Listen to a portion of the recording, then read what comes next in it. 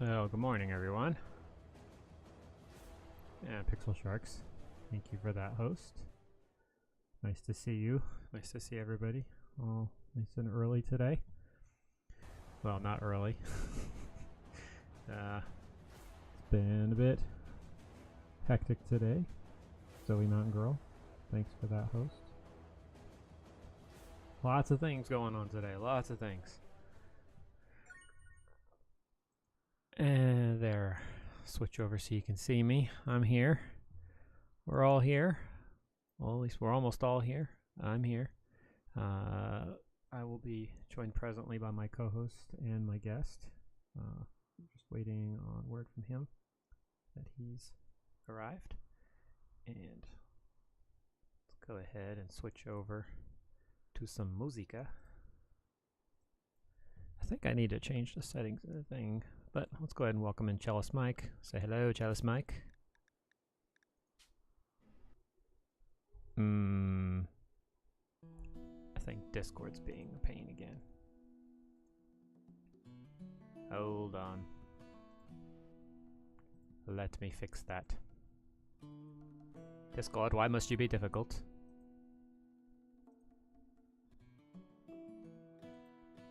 Yeah, it's like it's completely muted. Why would you do this, Discord? Why would you do this?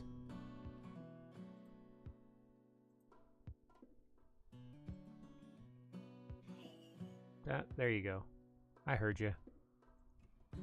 Say hello, Jealous Mike. Nope.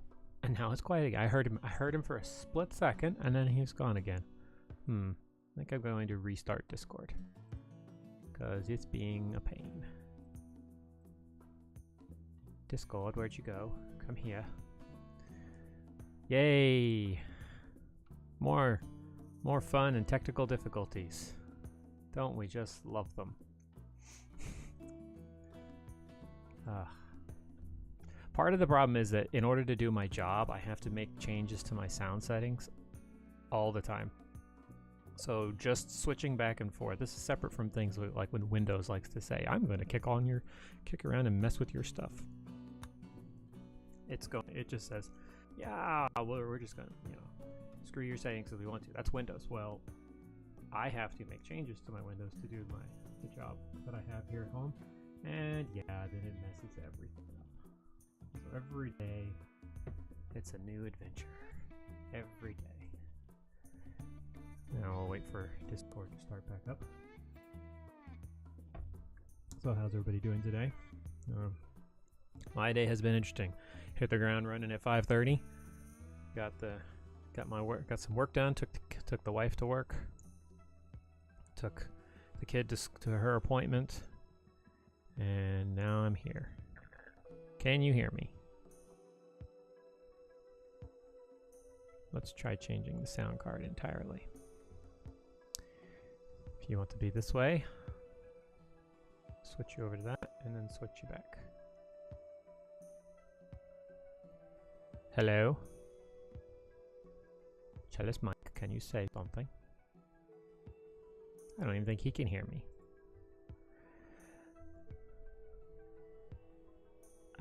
Can you hear me? Tired, got off work at 6. Well, 6 a.m.? Let's see, let's think. Are you a U.S. person, or are you European, or Australian? Which part of the world are you in?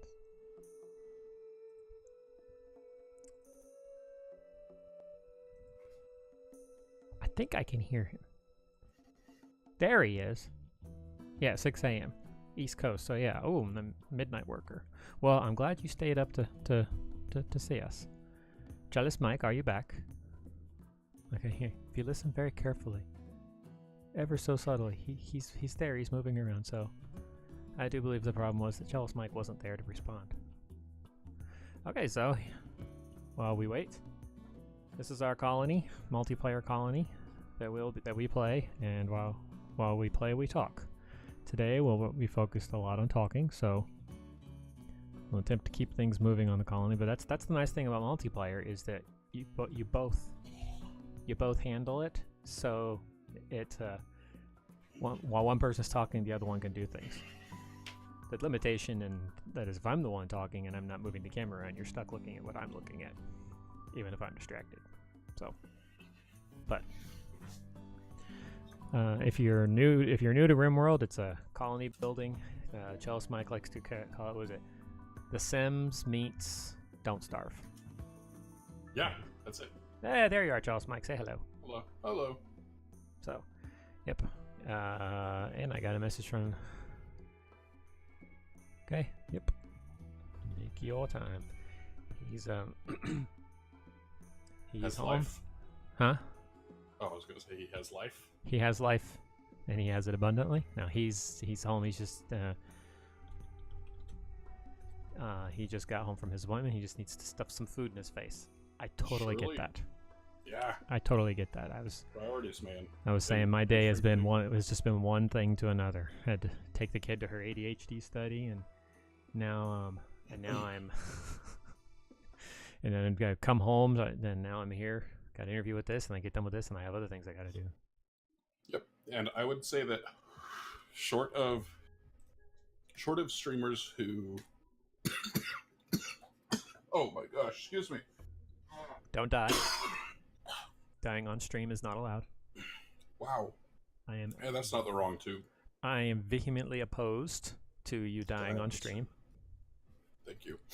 I would say, let's see. So streaming, unless it is your source of income, streaming should never take precedence over real life things.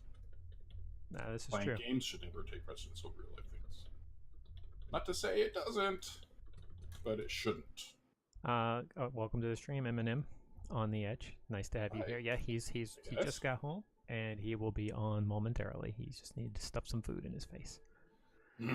Stuff in the face. Stuff it. Gotta eat it. Hey, it's better to stuff your. It's better to. Well, I'd say it could be better to stuff your face. Shove it in your mouth, man. Stuff your face with food rather than shoving your emotions. But the problem is, some people will stuff their face with food so they don't have to deal with their emotions. So. Or not stuff their face. Or not, yeah. No. Sure, Eminem. We'll see you when you get back. We'll be here. So, if we're giving the rundown of this colony for people just joining us, the people that are joining us for the purposes of watching Rimworld. Yes.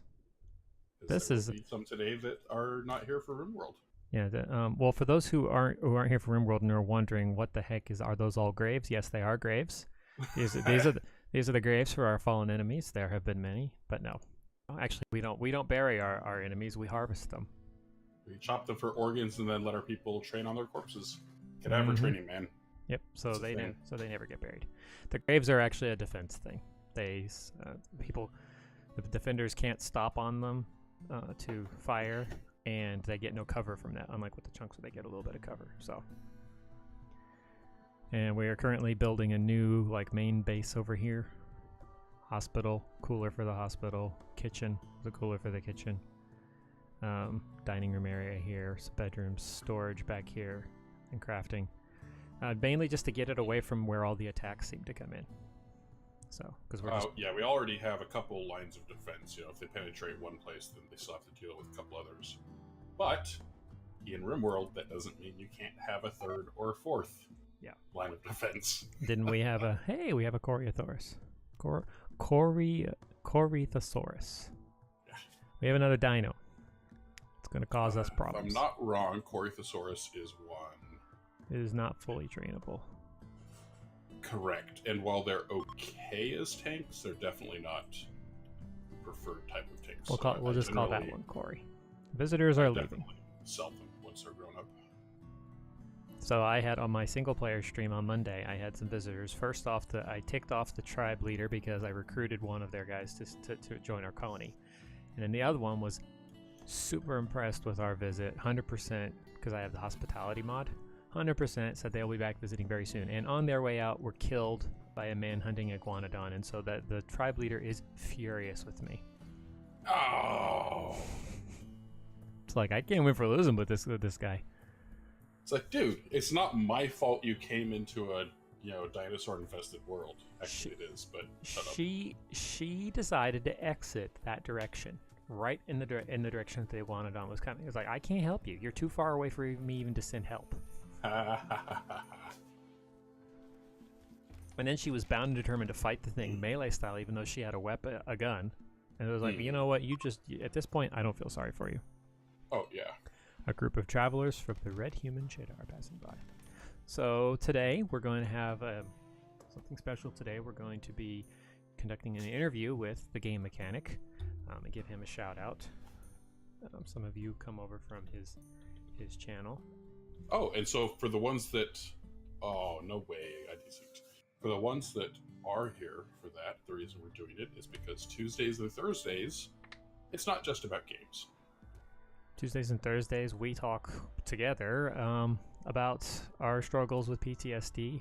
We are both veterans who, through different experiences, some similar experiences and some different, develop PTSD to varying levels of, varying degrees. And talking about it helps us, on our road to recovery, because it is a road. If that helps somebody else, that's great. Yeah, that's the other thing. But really, it's all about us. We want to get better. Oh yeah. Right, we kid. I also talk about it on Monday, Wednesday, Friday when it's just me. But I'm also playing the game at that point, so I kind of have to split my focus. But Tuesdays, Thursdays, it's joint. We're both here. We both talk about things, our struggles, different topics. And Game Mechanic, thank you there for that, host. I appreciate it. So I'm guessing that means he's here. Let's find. I might just or wait. he's still stuffing his face. Yeah. You can stuff your face at the desk. Yes, you can. So we'll have him join us here momentarily. So here's a thought. Remind me after the stream to ask you about for Tuesdays and Thursdays a secondary video webcam input. Ask me about the stream input after the stream. Camera. Oh, I said ask me about the stream. After the stream about input camera. There we go. So, yep. Boom. Okay. Voila. I have a feeling this is going to include me posting your ugly mug all over the internet. I'm like, kind of like what MS did to me yesterday. Which, if you're not in my Discord, you don't get to see that glorious moment.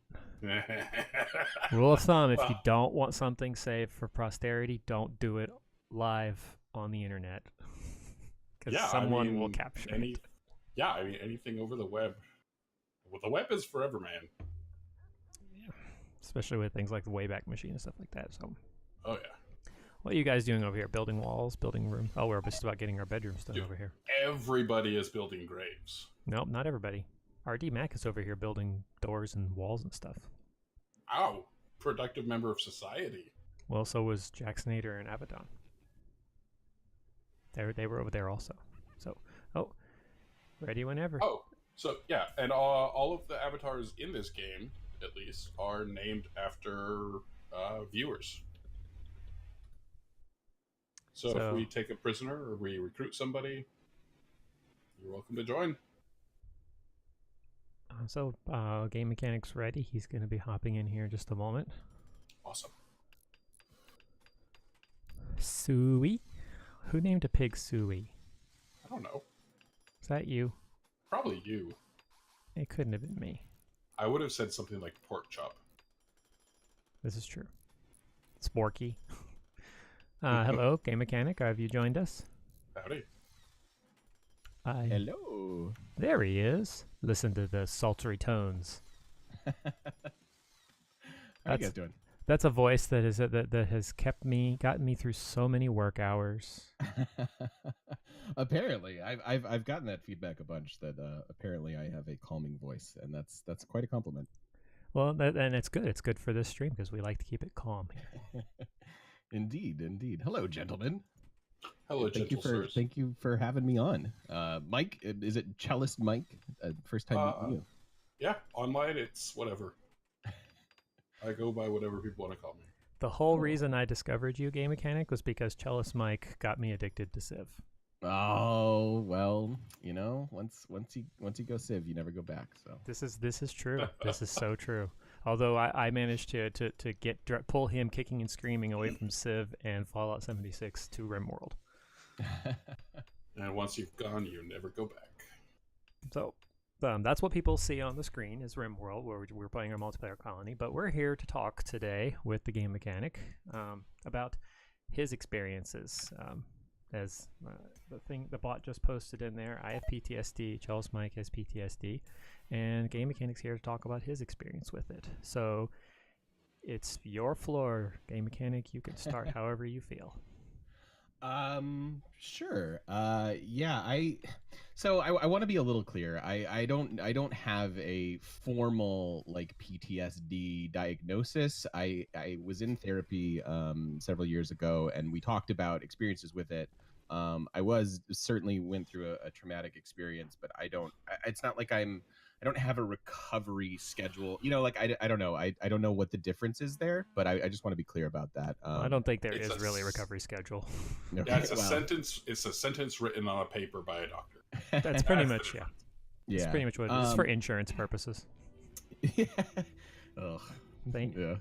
I roll at that. Yeah. Yeah. I've because of my childhood experiences, I had PTSD from before. I just didn't recognize it, didn't know what it was. It wasn't until my current diagnosis came along and I was going through therapy for other things that it was like, oh, I can put the puzzle pieces together now. Yeah. So before I get into talking too much, how are we all balanced, chat? Are the levels fine? Yeah, just let us know. Just want to make sure that, you know, if there's any feedback there, please don't be shy. On this end, you guys match just fine. Okay, cool.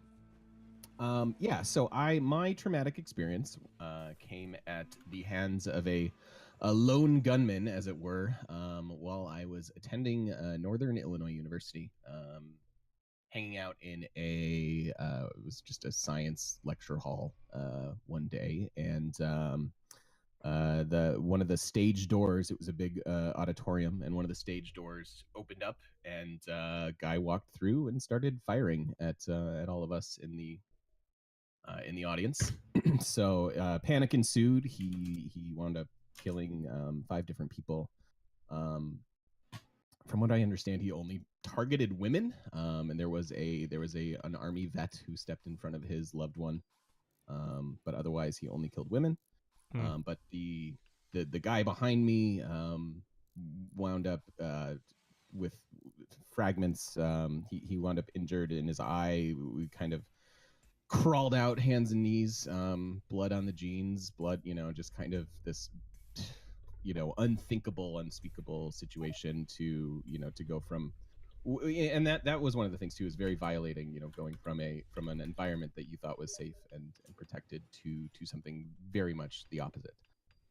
So I was able to escape with not too much worse than some bloody jeans and some bruised knees, as we all kind of crawled out on hands and feet and ran away from the situation. The guy that was killing people eventually took his own life there on stage. And yeah, it was, yeah. That's horrifying. That's the gritty, yeah. Yeah, that's a traumatic experience right there. I couldn't imagine. Yeah, because my experience comes from 2 entirely different things. So we've got 3 very different experiences leading to a similar mental disability, mental health problem. I'm embarrassed to say that I don't know your guys' stories. I'd be interested to, if you're willing to share. I'd be interested. If we can get to that, but today is going to be about you. Okay. So, but I mean, we can give you a brief. References to our own. We can give you just a brief. So for viewers who are joining, as I indicated already, I had complex PTSD from childhood trauma, and then later as an adult in the military, I was working in remote combat operations and was forced to witness to, take part in, and see many, many, many acts of violence that have since, you know, it's just, yeah. I saw and witnessed and took part in things that I did not want to, wish to, or ever thought I would, and so that's mine. And Jealous Mike. Yeah. So I first want to start. Mine is very much majority combat related as well.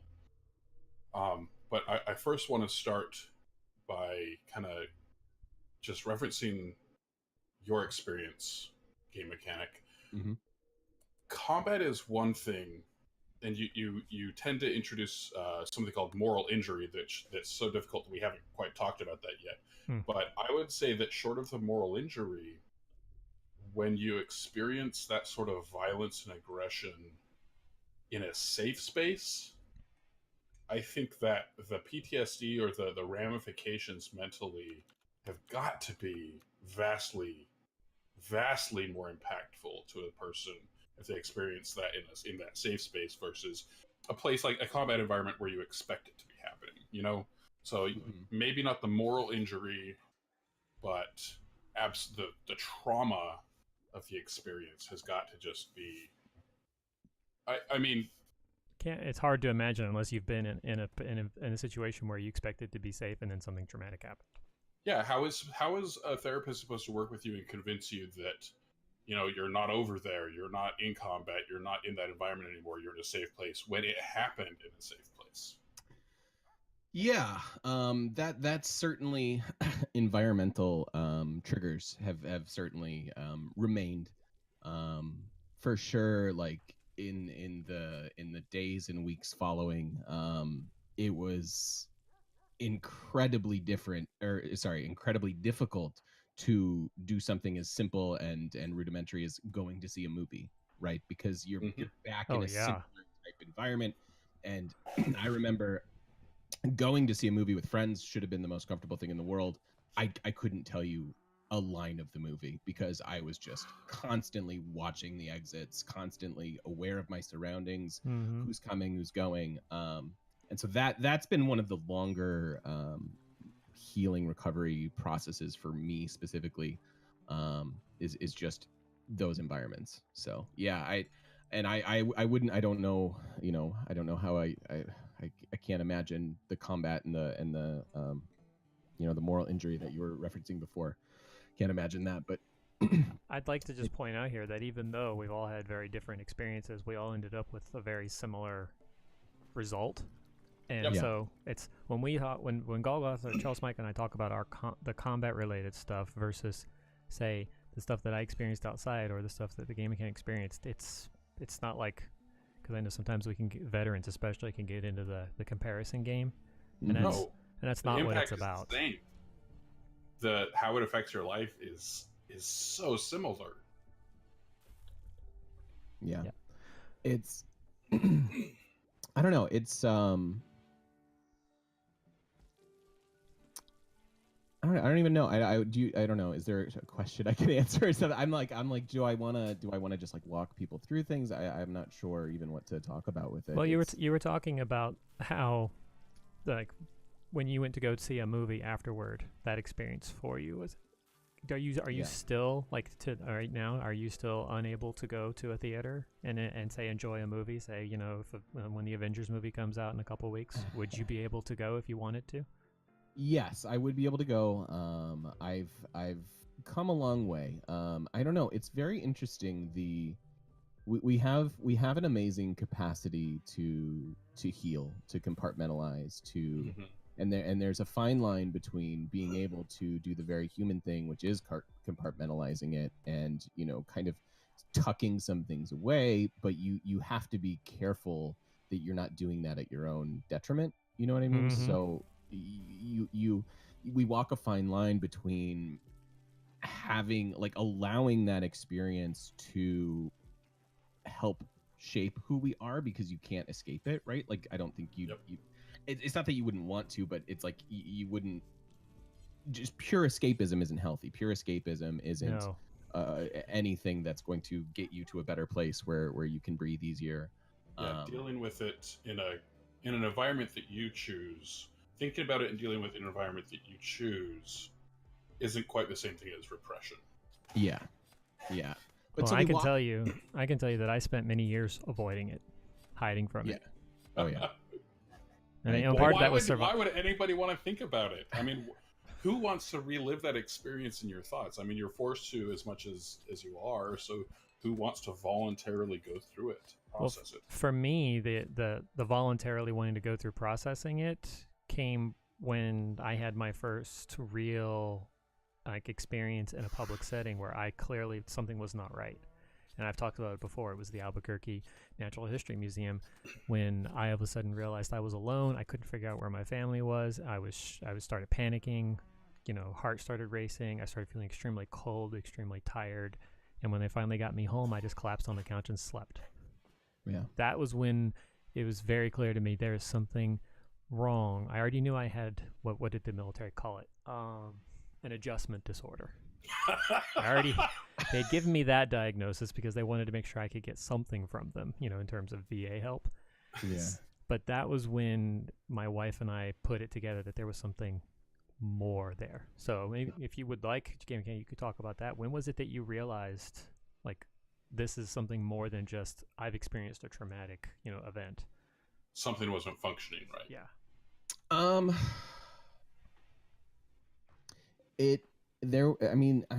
thinking back to the days and weeks after, and I don't know, to me there was no denying it. I mean, I sort of glibly, a friend of mine that very night said, something to the effect of, well, you can let this mess you up forever if you want to. And while there's sort of there's a crassness to that, because it's not like you can just bootstrap yourself up and be like, hey, I'm not sick anymore. This doesn't affect me at all. And I don't think that's what the Army says to do. Yeah, see that, and that's obviously nonsense. But there was a tinge of inspiration that I got from that, in that I didn't want it to define me.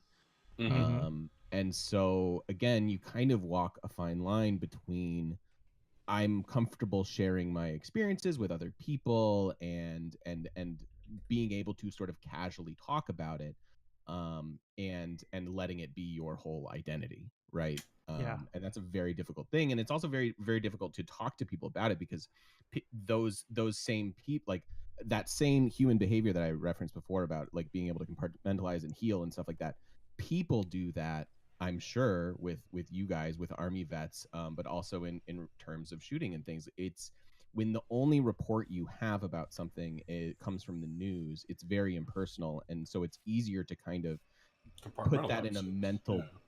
Sorry, what? Compartmentalize, yeah. Yeah, put that in a mental bucket, where they go, okay, well, if you weren't immediately impacted, by immediately impacted I mean your immediate friends and family, someone in your your first circle of Kevin Bacon or whatever, it's a little bit too easy to go, well, out of sight, out of mind, didn't affect me. And so you run aground those two very human behaviors when you're trying to interact with someone, and be able to be like, well, if you casually reference your PTSD,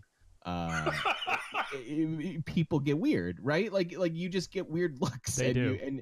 And yet you're just trying to be like, well, it's, I don't know, today's an okay day, and I'm all right saying that to you, and just kind of, and it's not even, you're not even trying to be like, hey, I want to have a conversation about this. You're just like, oh, hey, this is a significant component of who I am, so let's talk. It's just part of my existence. I've definitely experienced the look from people of, you are able to tell me that you have it, so clearly you don't have it. Right, you're fine. It's like, no. Okay. And now, because I know because you said that, guess what? I'm really not fine, because now I know I'm not safe. Right. Yeah. So we have a question for you, Game Mechanic, from Eminem. Ooh, yeah. You have shared that years later, the day of the event still affects you. This year, there was a lot going on in your life on that day. How is it handling that huge mix of feelings? Anniversaries. I can talk about this too, because I had an anniversary just a couple days ago. Yeah. That's actually, it's a really, really good question, Eminem. Thank you for that. Yeah, thank you very much. So yeah, the anniversary thing is weird because I find myself, for a while, a lot of friends would kind of, reach out to me that day, and you kind of, at least for me, I never know what I need on that day. I never know what I'm going to want to do, what I'm going to, and I try to like block the day off to be like, cool, like if that's just your day to be sad, that's okay. Like you're allowed to sit there and, eat a pizza and watch a movie if that's what makes you happy, and just try to give yourself that space. And so this year, what Eminem is referencing is we had the big Civ expansion, and that was obviously a huge deal as far especially for you, Mr. Partner Civ streamer. Exactly. Yeah. It's like, this is going to be my life at a really inopportune time. Yeah, and so while in those moments, and this kind of harkens back to something we were already talking about, in those moments, it felt good to get to the end of that day and not have really thought about it. I remember very much like waking up that morning and like kind of just feeling overwhelmed. Like it's like your body knows. It's like there's a subconscious like tick-tock. And so I knew had I not had a huge thing to do, it would have been kind of a similar day that I had in the past. But I was so busy and I got through it, and there was so much excitement, there was so much positivity that happened. I was able to get through that day no problem, and like kind of go to bed feeling better than I had on an anniversary date for forever. Now, what didn't happen that day is me processing it, me going through something that I'm now recognizing is necessary. And so I recently, like when the Christchurch shooting happened, it just sucker punched me. And I don't like, would it have done that the same way had I had that day of the year to just feel it and live through it again or whatever. So as much as it was nice, it kind of comes back to that like whole escapism thing. If you just try to tuck this thing away, through drugs or alcohol or any sort of other, deterrent, video games, anything, you aren't dealing with the problem, you aren't healing, you aren't really moving forward. So as much as I loved that day and it was a wonderful day, I'm realizing, and that was almost 2 months ago now, that it left a big void that manifested at a different time. So it's like you can't run from it, is I guess my point. Yeah, for me it was April 1st, which is that's a terrible day. I know. It's such a terrible day, but that's the day that the Air Force finally let me separate. I started looking for an exit early January of 2016, and I finally got the word that I was exiting on February 24th of 2017. It took that long for them to make their minds up. So April 1st was the day, and obviously, there's the joke, they're going to find some way to screw with you. But it did actually happen. So just a couple days ago, here comes April 1st, and my wife, she's asking me,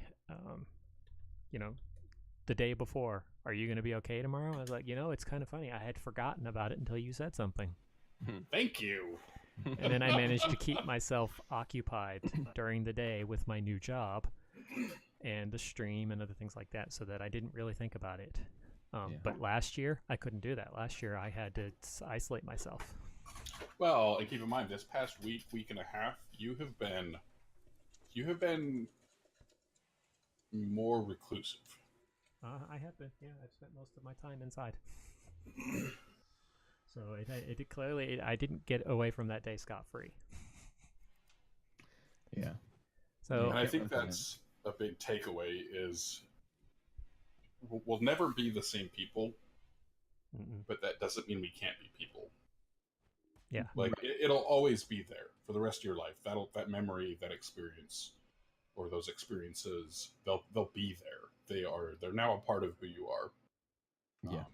But how, so you're gonna have days, weeks where it's it's almost like a regression. Even if you felt like you've been functional for a long time, you're just gonna have those experiences. On the anniversary, if you can't celebrate the anniversary, I guess.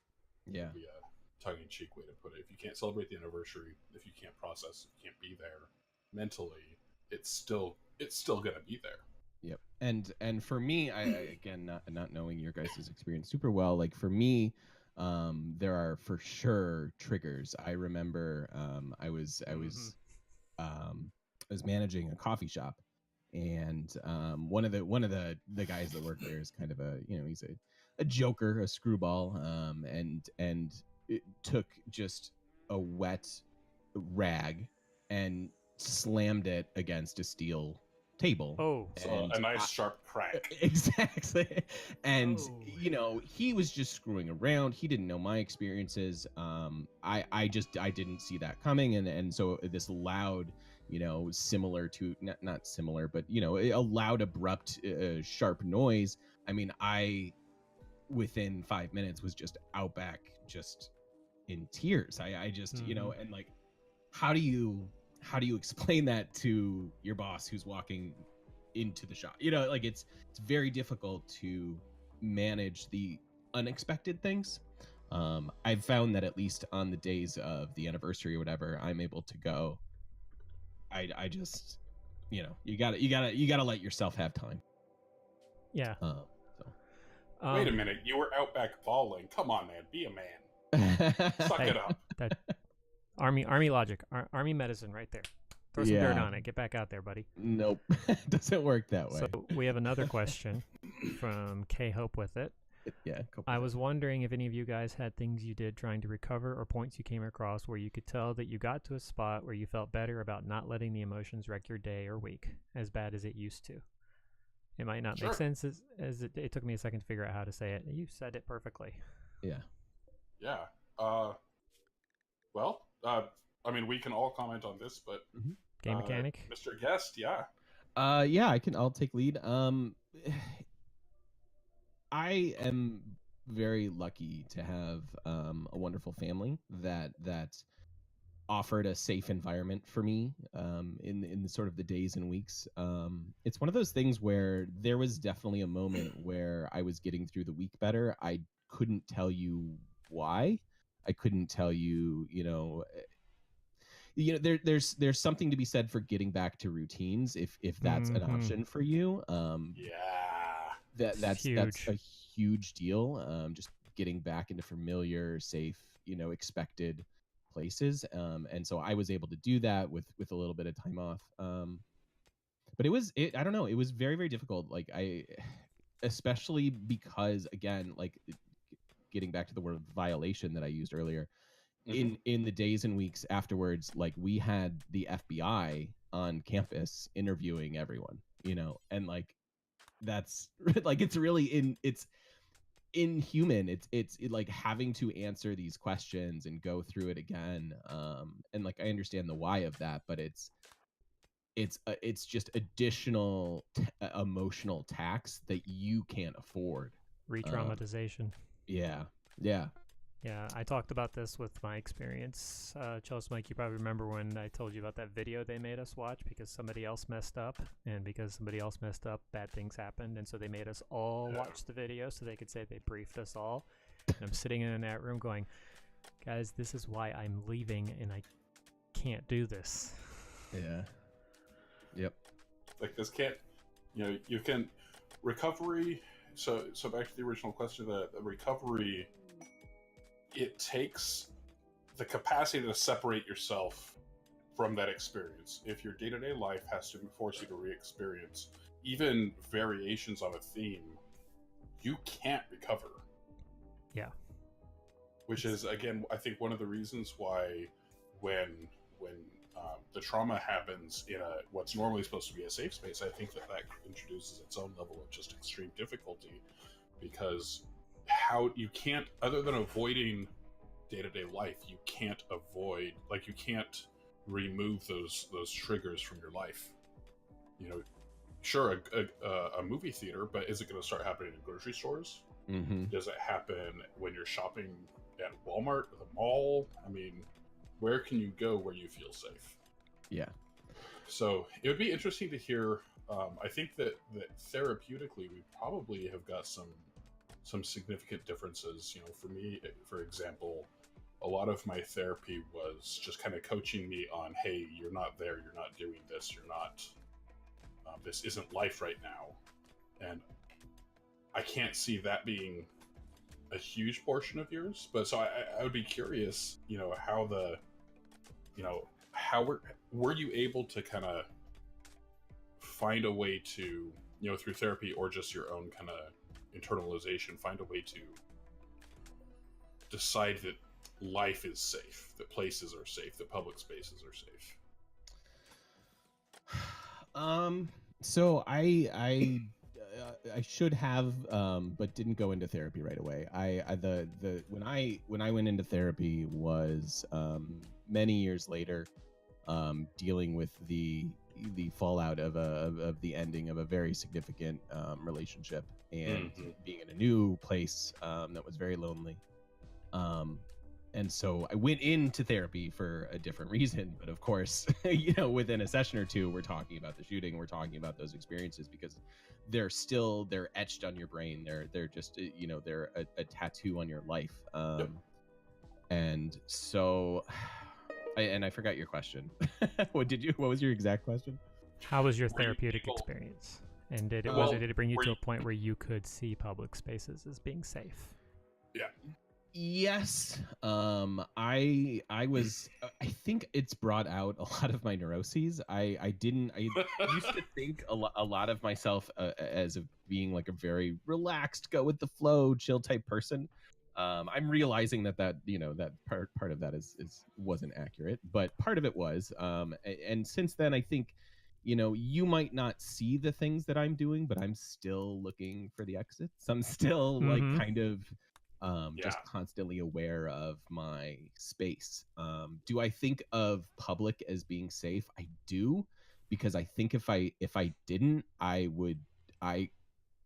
don't know that I could just function. Like, I think that my brain, for whatever reason, has had to rebrand public spaces as safe enough. Maybe not safe, but safe enough. Otherwise, I would go crazy. I wouldn't be able to go see a movie. I wouldn't be able to do that. And so that wasn't like an active, conscious decision that I made. But you're asking me a very interesting question, and I think of most things as safe, most places as safe for the most part. I don't know. I'm qualifying. Well, life is a qualification. Yeah. For me, I'm training a service dog, because that's how I am making public spaces safe again. And the act of training him publicly, keeping my focus on him, kind of allows me to disconnect from what I feel about the public space. Yeah. And just people, like you can, I'm very much like, I'm not really a super religious person, but I am sort of spiritual in a way. Like, and I feel people's energies. You can kind of tell who's going to be open and who's not, who's going to be hostile to your, to your vulnerabilities, which can be very scary, and there are some people that I'm like, there is no way I would ever tell this person or talk to them or share anything, that's even remotely close to, a nerve ending. With that person. So it's the environmental stuff, like, I can't even really qualify it, because like I said, when those triggers happen, you didn't see it coming. Like, good luck. It doesn't matter. Like, nothing. No preparation helps in responding to them. Preparation doesn't help in preventing them from happening. It's like you said, it's a preparatory thing to avoid the reactionary thing. Yeah. Or create a reaction that is better when this happens, what are you gonna do? Yeah, it's like practice. We talked about this on a previous episode. Building in these little habits in small little things at home or in a safe place, so that when you get somewhere where you're not safe and this thing happens, you instinctively know what to do. Very curious question. Have you ever been to a large, like, convention, like a geek convention or a developer convention? Have you been to TwitchCon or DragonCon or anything like that? No, like a massive group of people. I wanted to go last year and wasn't able to go to TwitchCon. I'm going to TwitchCon this year, and I'm very nervous about it for a lot of reasons.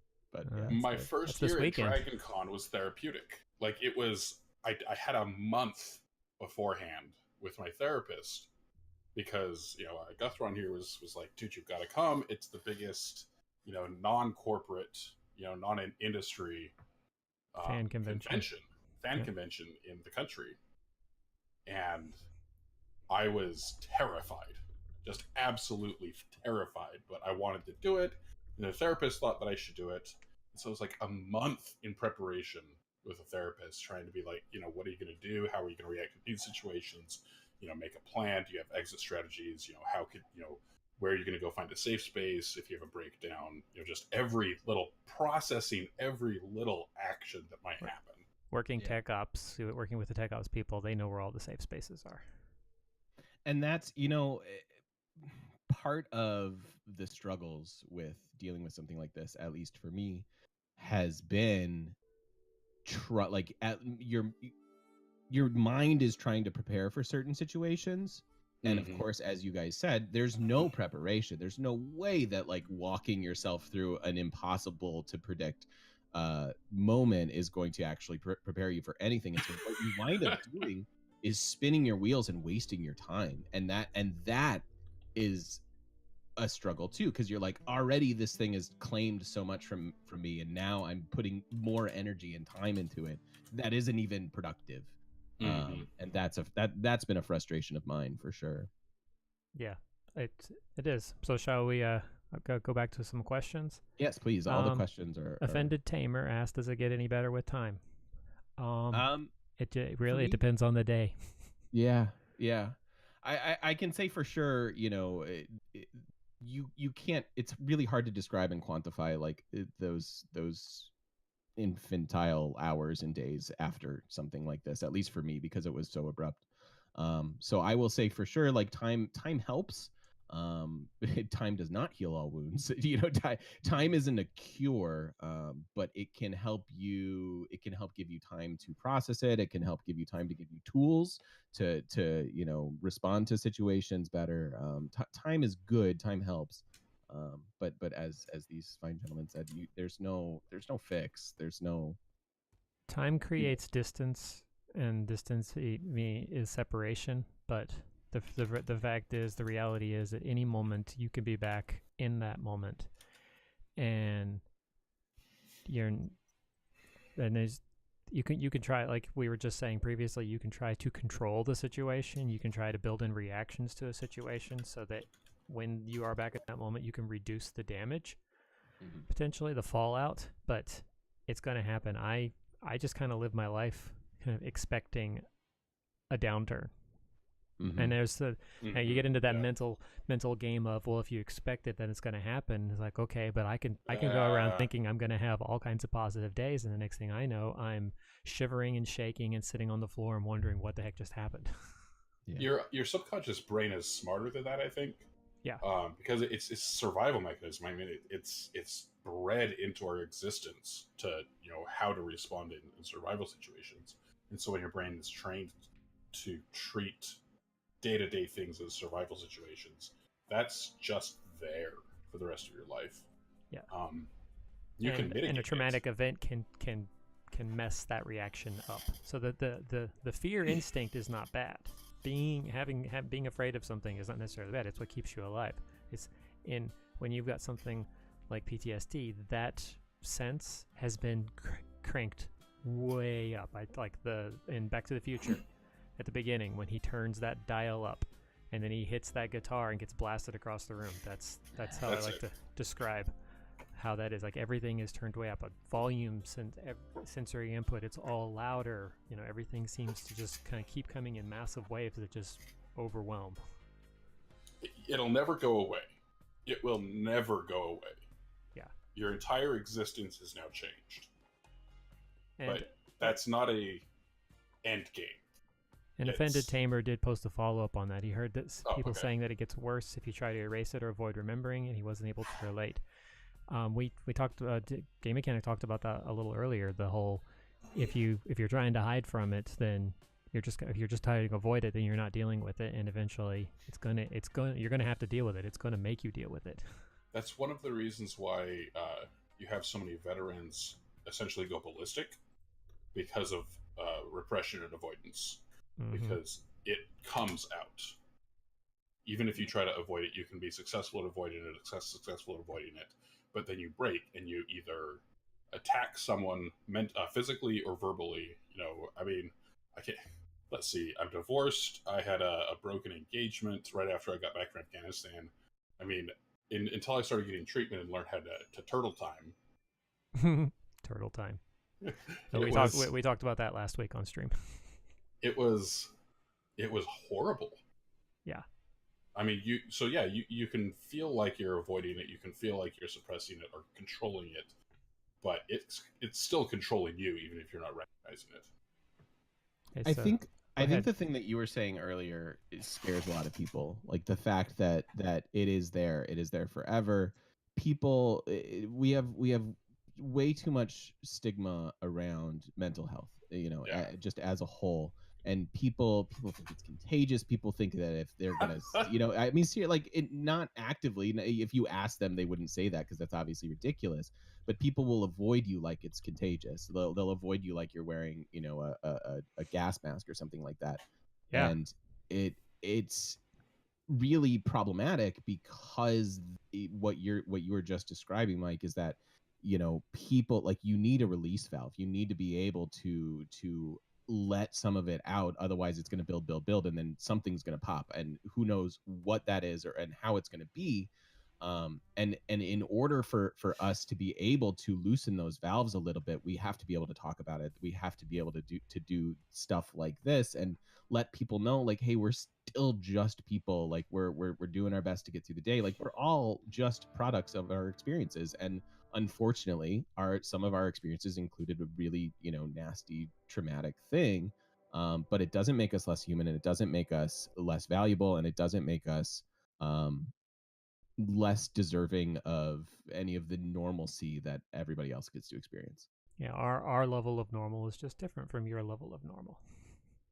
And arguably, everybody, like you said, everybody's a product of their experiences. Who we are, it was shaped by our experiences. The fact that you have something so shaping happen as to reform your existence, your identity, your personality, that's not abnormal. My brother, he told me once, this is actually within the last year, he told me, he's like, I can't, I feel for you, I care, but I can't empathize. And I was like, no, but you can. Like, maybe not with the fear and all of the specific emotions, but in having an experience that changes your identity so fundamentally. I said, yes, you can. He has 2 kids, and I would say that, again, if not, well, no, even a drastic emotional change, when you go from being single, having your own life, and then having 2 kids, your entire existence has just been rewritten. Mm-hmm. Yeah, kids do that. So and yet one of those situations is celebrated and advertised too, and one of those situations is swept under the rug, and that's why things can be so difficult. Yeah, it's like, if you have 2 toddlers, don't tell me it's just as easy to go to the grocery store as it used to be, or the movies. Don't freaking tell me that. I have so many nieces and nephews. I know better. Yeah. So since you just said that, I'm actually going to jump to Eminem's second question, and then I was going to go back to his first one for the game mechanic. He says, Guthron, does it make it hard to make plans or spontaneity harder? Yes. Everything is harder. Everything is harder. I just yesterday had to decide not to go somewhere because because I had the dog with me. The service dog requires that I have to do other things. It slows things down. Everywhere I go, I have to take into account, am I going to be able to get through this place? Am I going to be able to manage him? How is he going to do, because he's still in training? Everything is more complicated. Going to the store is not as simple as just going in and getting something. I have to plan how I go through the store, if I even go at all. Now I just use ClickList, or as Cellist Mike just discovered yesterday, because Holy crap. I just discovered on Sunday, I can have my groceries delivered to my house. Like, talk about dehumanizing. It's like, I'm sorry, I'm not functional enough to go to the grocery store. Please bring me my groceries. Well, and I talked about it before, just a couple of months ago. Remember, Charles Mike, when my wife was gone on that retreat, that spouse's retreat, I tried to go to the store with my daughter and the service dog. Oh. Absolute disaster. And I ended up on the floor, panicked, in tears, hyperventilating, with a nurse trying to help me, and making matters worse because the dog was going bonkers because it's a puppy and it's still in training. It took me a month before I could go back into a store. So, yeah. So you shared going to the movie theater and just like not being able to remember a single line from that movie. Yep. Couldn't tell you what movie it was to this day. No idea. Do you have another experience like that where like, frankly, a dehumanizing experience where something happened to you where you felt just absolutely humiliated and you had no control over it? I don't know that I have a specific. Yes, I mean there are those memories dotted in my experiences since then. Really, they're unavoidable.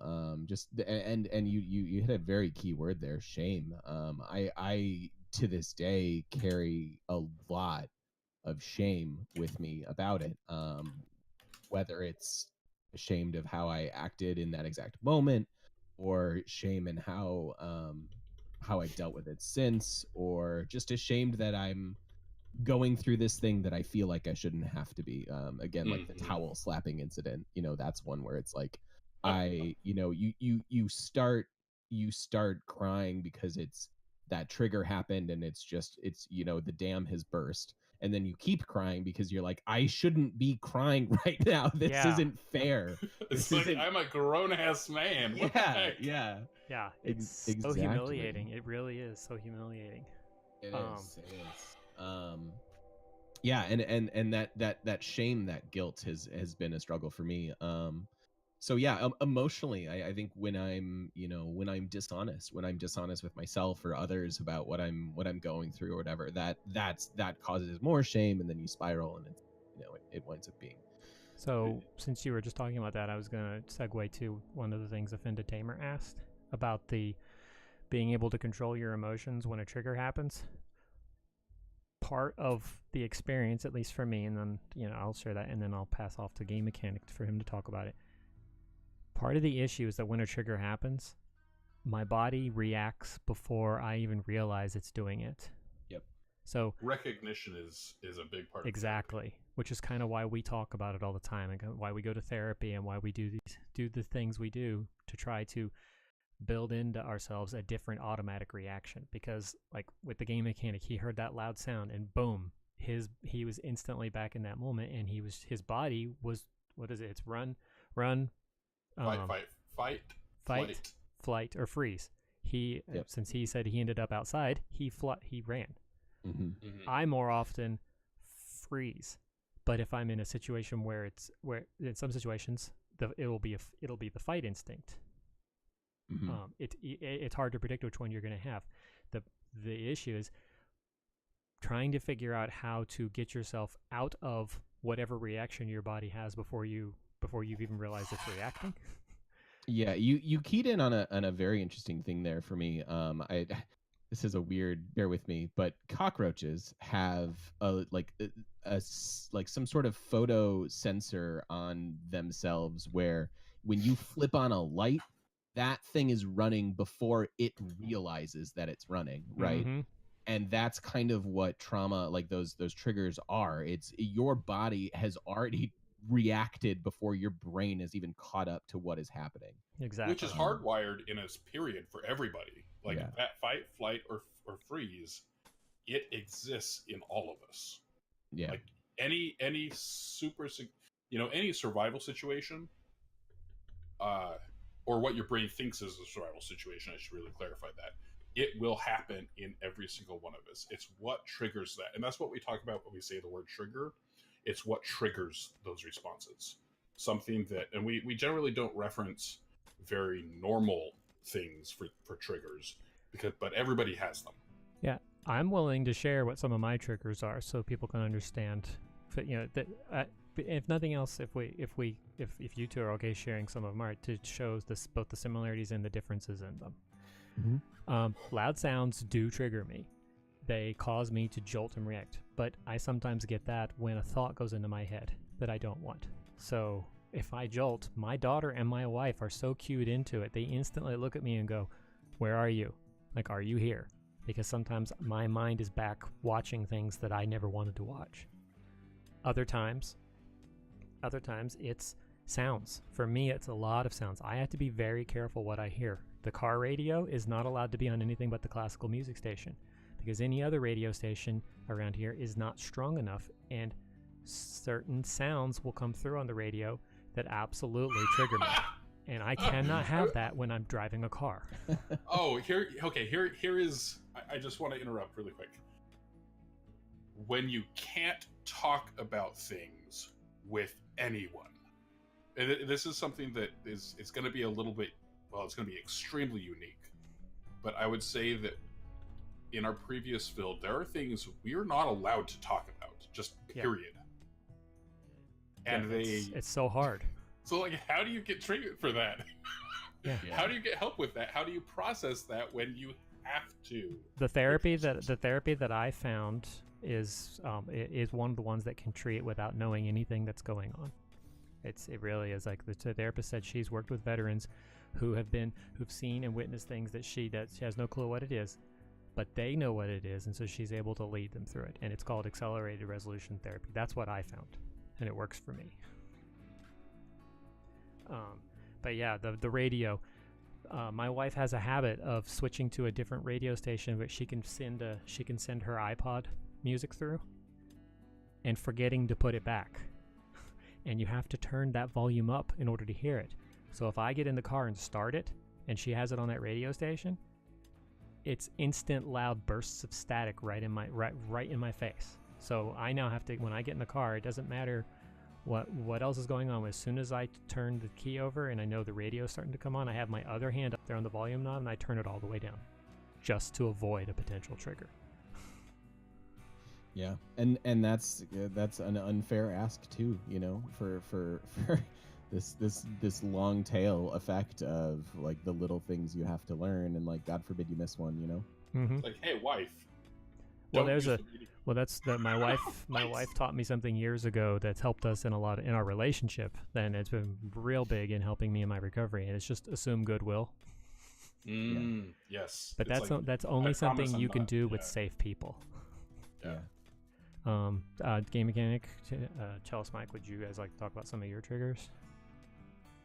I mean, I shared sort of like loud noise, like just abrupt things, you know, potentially, and frankly, I don't even know them yet, to be honest. Like there are some like, even just like, I remember waking up the morning of the Christchurch shooting and just losing my mind. There have been a dozen. I mean, there's a shooting every day in this country. You know, there was like the Vegas one. Didn't affect me at all. Not that I wasn't sad for the people, and not that I wasn't empathetic, but it didn't sucker punch me the way that this one did. And I was able to, in the days sort of following this bout of depression and spiraling that happens when it hits me. I think, and I don't know if I shared this on my stream or not, but I think what the similarity between the Christchurch mosque shooting and what I went through was that they were both in places that you're supposed to feel safe. You know, like that, because that happened in a church, all of these people and their families were there expecting something totally, you know, like, and so I think that violation part of it must have, you know, just sent a bolt of electrons or whatever down my spine, and just, you know, said, nope, you're gonna be really depressed for the next 2 weeks. Have fun. Yeah.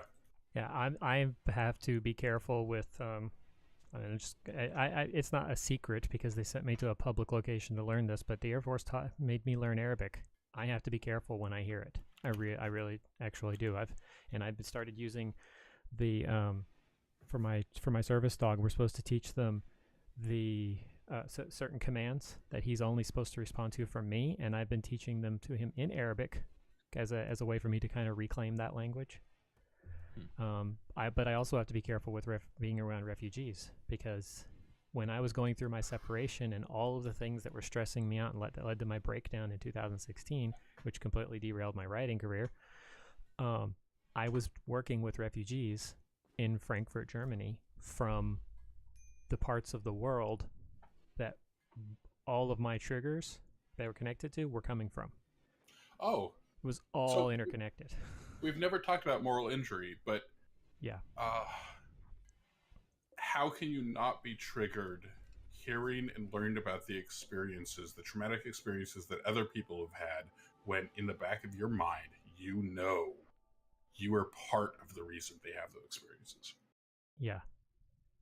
That's that moral injury side of it. And frankly, and I've said this before, I'm not really sure I'm at a point, I'm still not entirely sure I'm at a point where I'm ready to have that conversation, because that requires... I have, you know, my therapy was a couple of years ago, and while I'll be going back, I would be happy to talk about my moral injury. If you would like to, you can. But yeah, I don't think I'm there yet, because I don't, but I'll be honest with you, because I'm very self-aware. It's partially because I still don't think I've completely forgiven myself. Oh no. And I would be interested in hearing about yours. I also don't want to miss the question that was cope with it's from a little bit earlier. Which there was a couple of them. Eminem has a question that I was going to save towards the end. It's a good one. Let me actually go to that. K-Hope with it. That's a good one. Do you guys have to deal with insomnia as an effect of bad days, and do you have things you do in your lives to minimize that? It's very interesting you ask that, K-Hope with it. Just last night, I had night terrors. And if anybody is not familiar with night terrors, let's just say they are the worst kind of bad dreams, because they cross over into consciousness.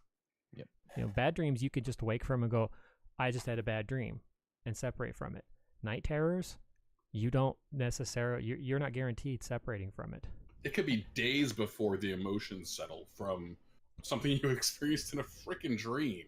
Yeah, and to be specific, I was going to share this later with you, Chelsea Mike, but I'll share it now. I dreamed, and get ready for this one, I dreamed that I was in a secret military prison that was hidden underneath layers and layers of a base that had only the worst of the worst soldiers who had committed atrocities overseas, and the worst of the worst terrorists that they had found. And there was a room that was empty, and it was kind of implied that I was supposed to go into that room. Yep, that's your home now.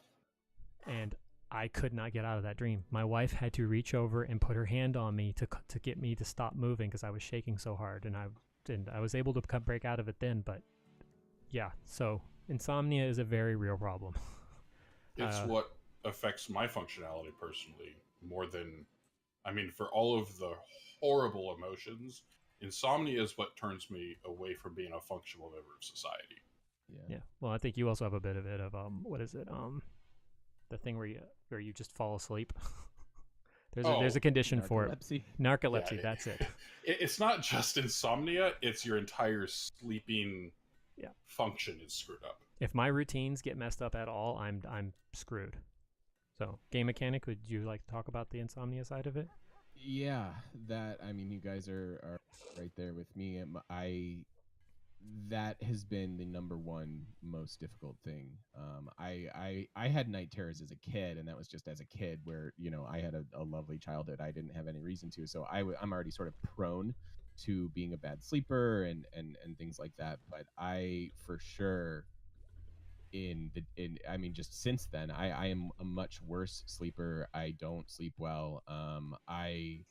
In the few weeks afterwards, I would drink myself to sleep every night, because there was no way it was happening otherwise. And of course, that's not healthy. Your body's not resting then. It's self-medicating with an ineffective medication. Yeah, exactly. Exactly. But no, I still struggle with just being a poor sleeper, and yeah, I don't have necessarily the night terrors where that bleed over into the real life anymore. Yet. Sorry. Anymore. Okay. Well, anymore. Yeah. Okay.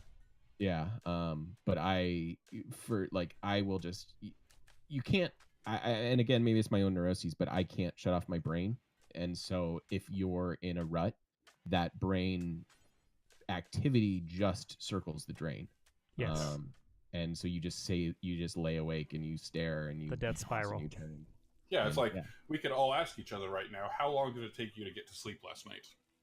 No. See, here's where it gets different. Me, it doesn't take necessarily as long to get to sleep. It's staying asleep that's the problem. Yeah. Once I go to sleep, because I have a trick I have a strategy that works for me to get to sleep. I have a story that I keep trying to tell. It's not connected to anything. It's just this weird, stupid story that every night I try to make farther in, and I never make it very far. It's not but I've made sure that the story is not connected to anything that's currently going on in my life or went on in the past or anything like that. It's just way out there, and I'm never going to write it. But every night I go to sleep, I try to make it a little farther, and I never succeed. I'm never going to know how this story ends. I may not ever even see how Act 1 ends. But so that works with the medicine I'm taking. That works to get me into sleep most nights. There are some nights where it doesn't. It's once I'm asleep and my subconscious then says, okay, we're done with this stupid story of yours. Now we're going to deal with all my crap. That then I'm like, okay, now sleep's not so good anymore. Yeah. I've been struggling with that more and more. And I don't know, just because I'm getting older or whatever, but I definitely have days where I'm like, and it's 2 a.m. You're up. What are you going to do? Well, you can't dismiss it as just getting older. Yeah. Which it very well might just be that. It could be, yeah, it could be that, but well, and some of it also is like for me, like physically, I can't stay in a bed for longer than 8 hours at a time. Yeah. And a lot of times, like something that's changing, it's easy to associate with like you're getting older. It can also be indicative of you may be beginning a regression. Yeah. Yes. Actually, the brain is great for helping you spot these right. things. It's giving you clues. It's giving you clues. You just don't realize it because until the regressions happen, and you're like, "Oh crap, that's what that meant." We're playing Rimworld right now. The characters have mental breaks. Oh man. If they get too stressed or have too many things that are terrible happening in their lives, because hey, it's a survival game. And if you have the psychology mod, they'll actually develop PTSD. Yeah, so their breaks are super, super accurate towards a lot of extreme mental disorders, and PTSD would be one of them. You can have some of your characters, if they're let's say they're very kind. If they have an attribute in their character that's very kind, they're more likely to just go hide in their room, or have a sad wander, or go comatose. Where they're starving themselves, they're not sleeping, like they're incapable of those things until they just pass out from exhaustion or starvation. Okay, so that's reflective of reality. So I'm going to ask you both a question because I shared mine. Cellist Mike, I know that yours are hit or miss with them, but what helps you go to sleep? Steven Universe. If you've never watched it, if you think you're too adult for it, Steven Universe is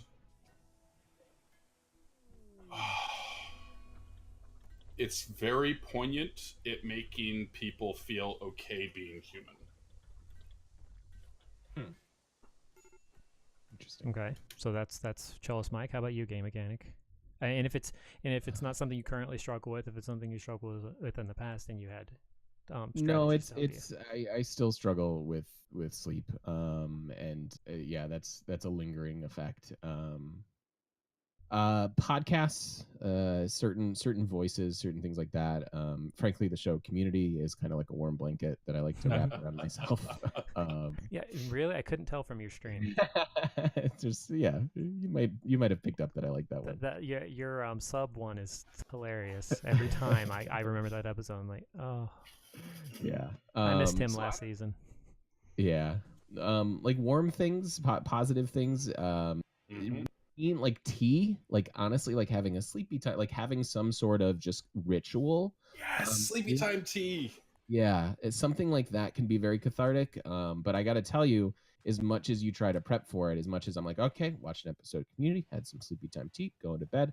It could be 4 hours later, and you're like, all right, well, I did everything right. Yeah, I tried. I did everything I was supposed to do. Something that worked, that also that I found that works. Is the Yoga Nidra. If you're not familiar with it, it's it's a specifically it's a practice for getting yourself into a restful state. The one thing that I think everybody would benefit from the yoga nidra is the set time to breathe. Because just lying there doing a set number of breaths, deep breaths, or standing wherever you are. Oh, speaking of mental breaks, we have people having a social fight. Cassius Belly started a social fight with Dukes. What are you two fighting over? And let's check out their bios. Who's the aggressive one? So Dukes is abrasive, and Cassius Belly is neurotic.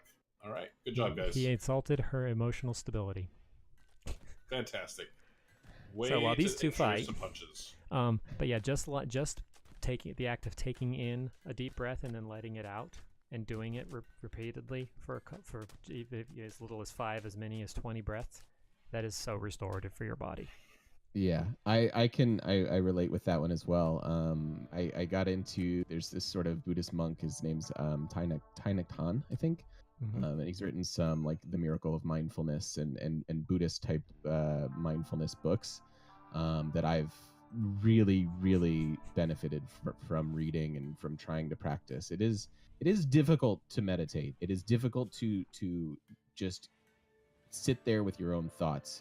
It's difficult for a person who doesn't have trauma to do that. But as you're saying, that just adding in little parts of it, like whether it's the breathing or whatever else, can be really helpful. No one of these tools is the ultimate tool that's going to solve your problems and whatever. There are things to try and methods and things that you can try to make things better. You mean to tell me there isn't a one-size-fits-all, fix for this? No, I think the Army lied to me. Yeah, I think they did, man. There's no. I thought you just throw ibuprofen at everything, or was it Tylenol? I can't remember. That they would just. Oh, it was ibuprofen. Tylenol damages your liver. Oh yeah, that's right. And since they know they're going to drive you to drinking, they won't want to do that. Messed up. It is. Okay, so Offended Tamara asked, does physically tiring yourself by working long hours or intense exercise help you sleep? It can, but not consistently. If it's in a healthy fashion. Yeah. It helps, but help all of these methods. For me, when I hate having to tell people that I don't want to talk about this with. Like, I go to the Dean of Students office because I'm currently at a pretty severe regression. And so I had to talk to them about these problems. It's like these things that help, whether it be medication, whether it be exercises. So I do karate, and it helps me just rip apart my body so I get tireder. Help is so relative. Help could be 80%. If 80% of the days in a year you can sleep somewhat productively, tell me what employer is okay with you only coming to work 80% of the days you're supposed to be there. Exactly. And that's what the struggle I've had with trying to find meaningful employment since I separated. I don't know what the day-to-day is going to be like. Some days I'm going to be fine, other days I'm not. I can't predict it. And I'm not even talking about having the sleep issue that Jealous Mike has, where when his body decides it's time to sleep, and 15 hours later he wakes up. Or my body tells me it's time to sleep, and 15 hours later I finally fall asleep. Yeah. You're funny, Eminem. Yeah, streaming is always a great option. Yeah, especially once you have that purple check mark. Military medical care. John 43CA said 800 and 800 fixes a lot of sick calls. So sick call is essentially if you're sick and you can't go to the doctor, like you shouldn't go to work today, you can't just not go. You have to go to the doctor first. Yeah, and they have a special, and they have a sick call. And they're so used to people using it as an excuse to get out of work that they have a whole special separate place for it, and you're there forever. And so while the bottles of ibuprofen, Motrin or whatever name brand you may use, or not name brand, the bottles of ibuprofen will never say take 800 milligrams. The military solution to everything is take 800 milligrams of ibuprofen, and if it's still bad, take 1,000 milligrams of Tylenol too. Yikes. And drink lots of water. Because go back to your work. body's not supposed to have those. Oh, dear. But yeah, on the physical thing, I like to run. I run half marathon is a great distance. I love to run that 10 mile. I like being able to drop and run 10 miles at any time. And yeah, when I do those runs, Yeah, I do feel more tired, and I think I do sleep better on that one night. But even when I'm consistently running it, that only lasts for so long. Now, if you run a marathon, you're gonna sleep. You're gonna sleep. Oh, 800 was that reference to water? Yeah. So if Tylenol screws, I was about to drop the F bomb. If Tylenol screws up your liver, they actually say if you're going to be exercising significantly, don't use ibuprofen or Aleve or Advil, because while Tylenol screws up your liver, those will screw up your kidneys. And so if you don't pair those massive doses with a crap ton of water, you will screw your kidneys up. Yes. Because all of that extra exercise is putting pressure on your kidneys to process the water and the salts. And don't forget, if you're drinking a lot of water, eat just a little bit of food, because you can die from drinking too much water.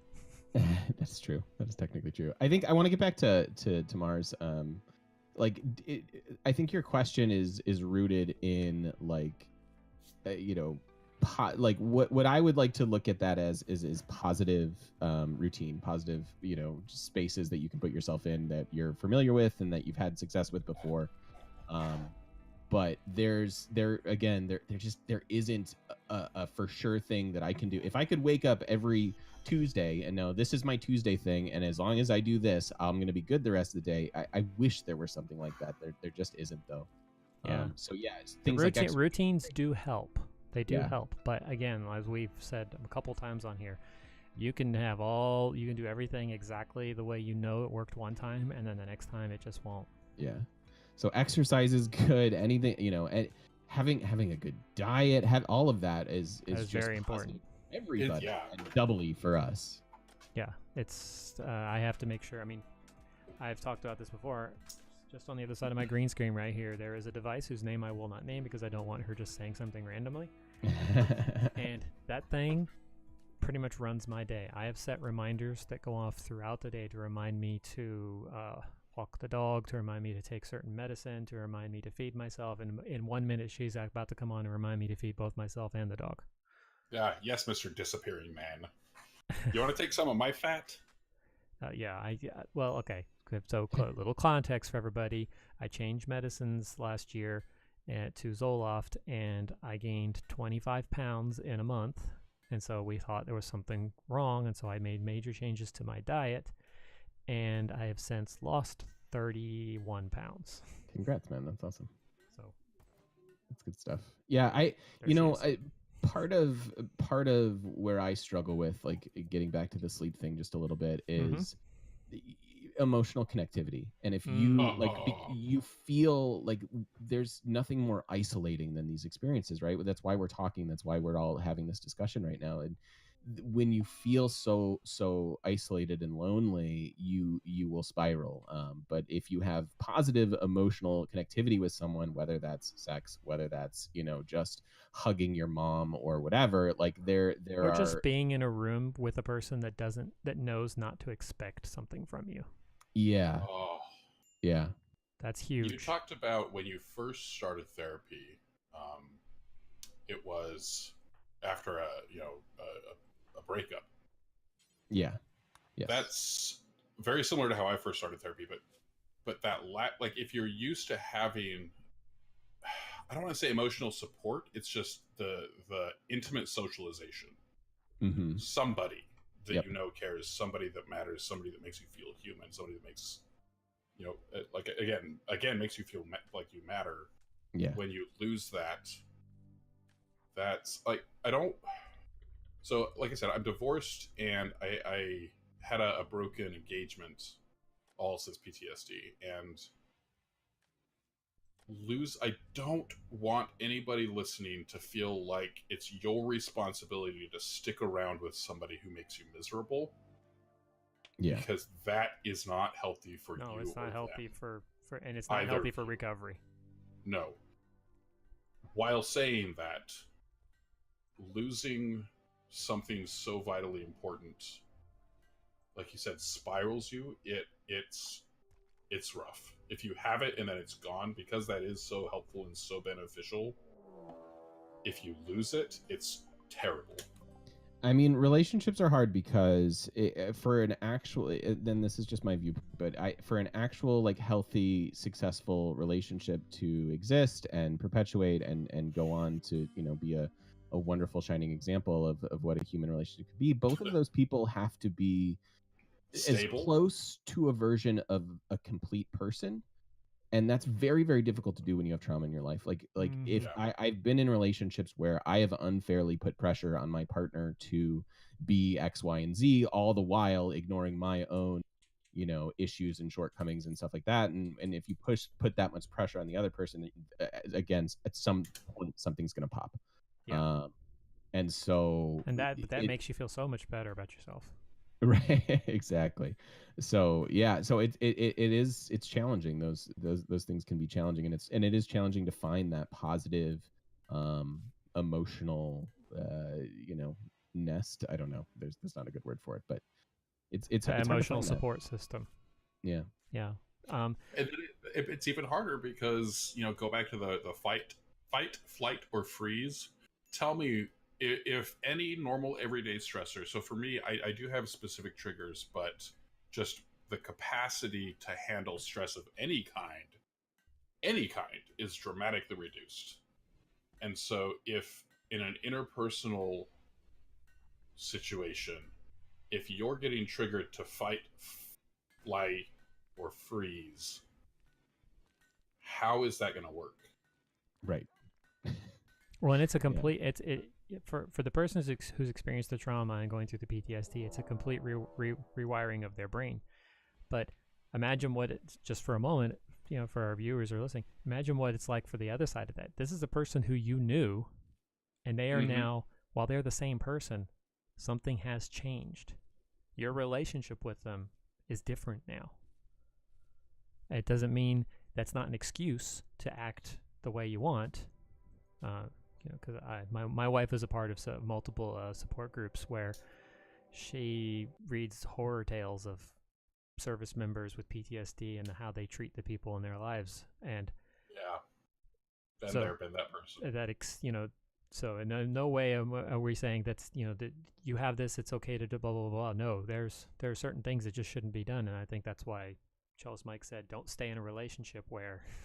For sure. Yeah, for sure. And it becomes the kick the dog mentality, right? Like like your boss yells at you, so you yell at your wife. Wife yells at your kid. Your kid, kicks the dog. Who does the dog kick, right? And so if that person, like if you're constantly or even not even like infrequently being triggered, and you're turning that into a fight response with your with your wait, did you time out, Tamar? No, the stupid bot did. Here, I'll fix it. Yeah, the bot doesn't let people post links without. Okay. It's not a link. There's her comment. There you go. That was all. Jeez. But the at, I think, is what triggered the bot. No, it was the sorry period but with no space. Gotcha. Stupid computers. How good is that person for you if they can't understand what you're going through? That's a tricky question, because they may never truly understand what you're going through. My wife is never going to know what I saw. She's never going to understand what I heard. And she's also never going to experience the trauma, hopefully, that I experienced as a child. She obviously won't experience it as a child because she's not a child anymore, but hopefully she never experiences what I experienced as a child. What Chalice Mike went through when he was deployed, I'm hoping that no one that's in his life ever experiences what he went through. I wish so. Humans, I'm very, very nihilistic. Humans are terrible. Absolutely terrible. I don't suggest anybody go out to inform themselves on the atrocities that happen in war. Because it's not a good place to be. Don't even bother reading about it. Don't do it. It's just now.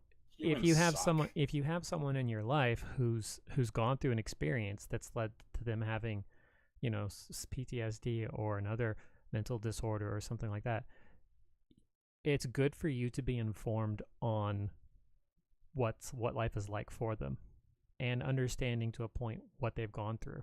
So we're not saying avoid it entirely, but it's impossible for them to really experience everything that you went through.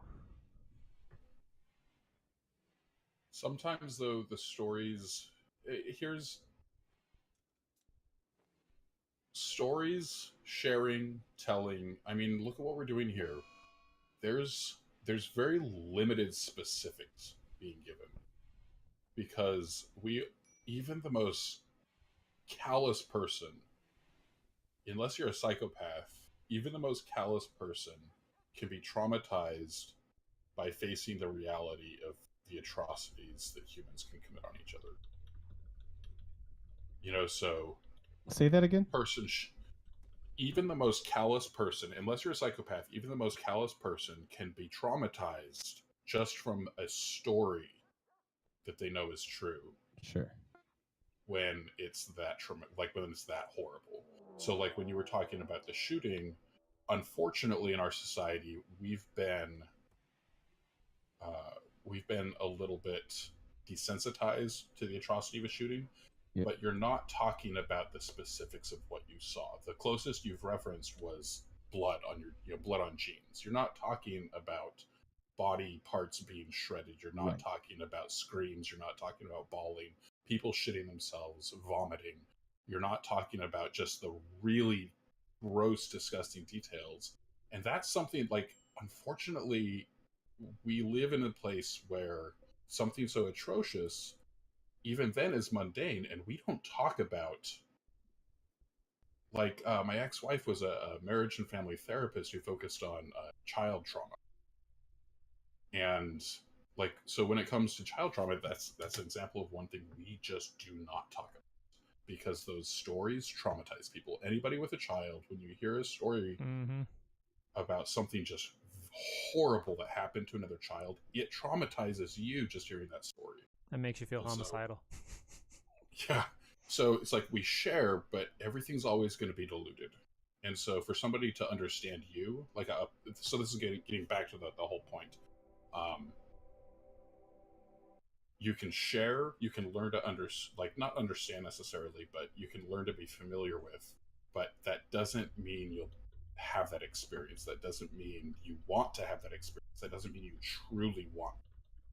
Like, you don't want to be able to empathize. And it's not going to be helpful, because if learning that much about the details creates trauma in yourself, you've neither helped yourself nor the other person. Right. I just had a thought in answer to what who was it? Offended Tamar asked. And when she was saying, or he or she was saying, how good is that person for you if they can't understand you? There's a difference between wanting to understand and judging a person for what happened through it. You should be in a relationship with someone that wants to understand what you're going through. But that doesn't mean they have to really fully relive everything that you went through. Because if they really truly want them to. Yeah, because then what's going to happen? They're going to be traumatized and they're going to need the same therapy you're getting. Is it fair to be in a relationship like that with someone who... No, it's not fair. It's not fair on any of us. It's not fair that we have to experience it. It's not fair that my wife now has to wonder when we're experiencing something emotionally like good. I am most often triggered by, having my emotions triggered when I'm experiencing a good, positive emotion, because it overwhelms me. I haven't been in a meaningful, committed relationship since I got divorced, because as a person, I can't bring myself to put anybody through that. Yeah, and that gets back to the guilt side of things. That like guilt and shame thing. You feel, and we so often we have a storybook relationship with this concept of love, right? And so we think that the chivalrous thing to do is to spare somebody else's our baggage. And that's not healthy. We know that. Like, that's not that's not an active, conscious choice, really. It just kind of winds up being the result. Look, Cinderella may have gotten chosen by the prince, but she still had all that. She still had that mother-in-law. Well, even in Cinderella's story, a girl aspiring to be somebody's spouse. Well, yeah. and it's not that relationships are impossible. It's just like, as I was saying earlier, like it's hard to be the most complete version of yourself, which I think you would strive to be in a relationship. Mm-hmm. When you have trauma in your past, when you have something like that. Not that it's impossible, not that you can't find someone who supports you and that you have a good good synergy with. Yeah, exactly. There are examples of it all over. I thank my lucky stars to have met, and honestly though, I may not have gotten what the help I needed if I didn't know her. So yeah, and it's hard to we should all strive to get back to that spot. But my whole point was just that it's yet another thing that has been made unfair by this situation that we didn't ask for. Okay, so volunteered. Well, we volunteered, but we didn't volunteer for. Look, when I signed on the dotted line, I did not sign up to take part in and watch the things that. I intentionally picked one where I thought I wouldn't have to do that. Somebody lied to you. Somebody definitely lied to me. So, so I'll get back to some of the chat room questions. Eminem has one that I wanted to get back to. Does working from home increase isolation? I know that while I like working at home, sometimes I need the human interaction. We kind of, yes. And this will touch on the question I'm saving for the end, Eminem, from you. We kind of get around that with modern technology, but even that's kind of limiting because there's only so much that I can, like Chalice Mike and I interact online every day, but there's only so much I can do through a screen or through a phone. If somebody's having a breakdown and just bawling, how do you really be there for them over the internet? Yeah, you can't really. You can try, but if they're not even able to see because they're crying, they're not going to see what you're saying.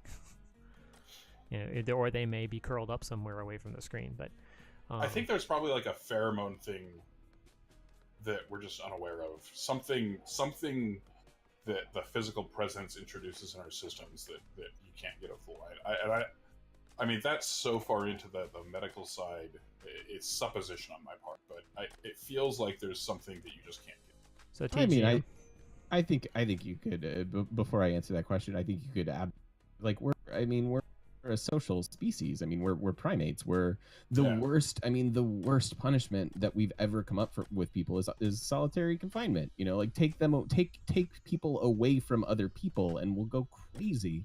Man, apes do that within their own societies. Like, they do. Whether you think that we're related to apes or not is irrelevant. It's a representation of another species that behaves the way we do.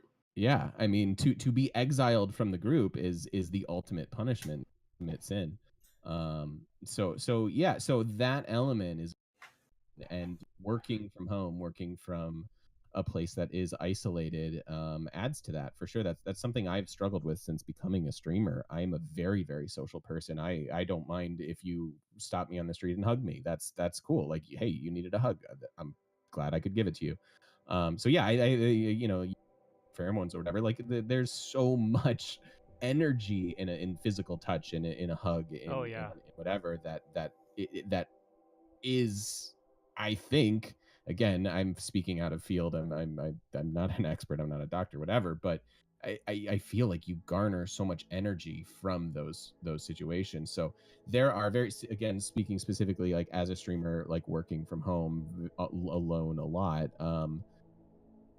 There are days when I end my stream and close chat and I feel like I just hung out with, a couple hundred of my closest friends, and it's the greatest thing in the world. And there are times when I shut off my stream and say goodbye to 200 people and I feel so very lonely. It's not a replacement. It's not replacement level. And it does add to the struggle of it, at least for me. Yeah, the struggle that I face is, and we're experiencing technical difficulties with the game, so that's why I'm just leaving it on my face for now.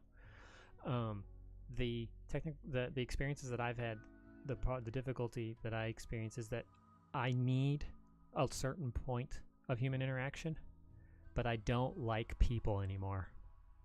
Yes! Oh my gosh, that hits it right in the freaking head. I just don't, and there's absolutely, I have zero patience for stupid. Like that, you want to talk about something that's going to overwhelm me and push me to the point where I could be triggered? Stupid. That gets it every single time. So I have to be very careful. I think I've been to Walmart once this year. See, I'm twice. I'm sort of the opposite, because I came from just a decade and a half in retail. I almost there's comfort in the social interaction of like a cashier exchange. It's just easy, like it's, and I know what you mean with the stupid and how frustrating that can be, but it is also so familiar that it can be cathartic in its own small way. Like, hey, I just accomplished something. Yeah, all I did was go to the grocery store and buy some toothpaste, but I did something that I needed to do, and it was for me. And and that little sign off. I don't know. I don't know. I don't hate people. I still want to be an optimist. I still want to believe in people. I still want to believe in, you were mentioning earlier how people are awful, and I think powerful people are terrifying. Like, people have the amazing capacity to do the most atrocious things imaginable. But I also think the opposite is true too, right? Like, and you almost can't have one without the other. A lot of people, like, speaking of relationships and ex relationships and stuff like that, like a lot of people it become bitter at their ex or whatever, and I've always been the opposite, where I'm like, well, I'm sad that relationship ended, but how cool is it that I got to share 2 years of this person's life with them, and we got to live and love honestly. And it's a bummer that ends, but that has value. It has a positive impact. It has I don't know, it's I wouldn't ever trade my ability to feel for numbness, I guess. Yeah. I would not. Yeah, you're right. I would not want to experience life without that emotional connection. It's just it's frightening to me what I would be like. Honestly, it's frightening to me what the kind of person I might be if I'd never met my wife, because she's had such an impact on who I've become. She's like me from the beginning. From the moment I met her, I wanted to be the best version of myself, and that's probably what drove me to get the help that I knew I needed, was because I still had that motivation to be the best version of myself. And that's make me cry here. But that's good. That's love. I mean, that is, you should be, that's been a struggle of mine in relationships, is I either, like, I have such a big personality that I either walk all over that person, or they're just there aren't a whole lot of, like, I don't know. It's tough to find that. Yeah, I'm either so inspired by you that I want to be the best person possible, or I'm so bored by you that I can't, like, and that makes me sound like a terrible person. I'm sorry, but whatever. You are who you are. Yeah. Well, just to for those who are new to this stream and haven't heard this before, honestly, the only reason that Chels, Mike, and I are here doing what we're doing is because he and I persevered through a rough start to our relationship to get to where we are now. Oh, I love this story. I know that this is off topic, but can we share? Please. Yeah, but you tell it best. Okay. So in the military, and I would say that this happens also in track and field, or any physical training regimes that do a lot of running and also have a social component. There's something called last man up, and you have 10 or 15 people that are jogging in a line, and the person in the rear of the line sprints to the front, and then once they've arrived at the front, the person who's now in the rear sprints to the front. And so it's kind of a back and forth. Man, I'm having a brain fart. Interval training. Yeah. So it's a form of interval training. And so we were doing this, but we were out of basic training. We weren't in boot camp anymore, but there's a follow-on training that all the services have. Whatever your job is going to be, it's where you go before you go to, like, your first assignment. And the one we were in is one of the longest, if not the longest. Yeah.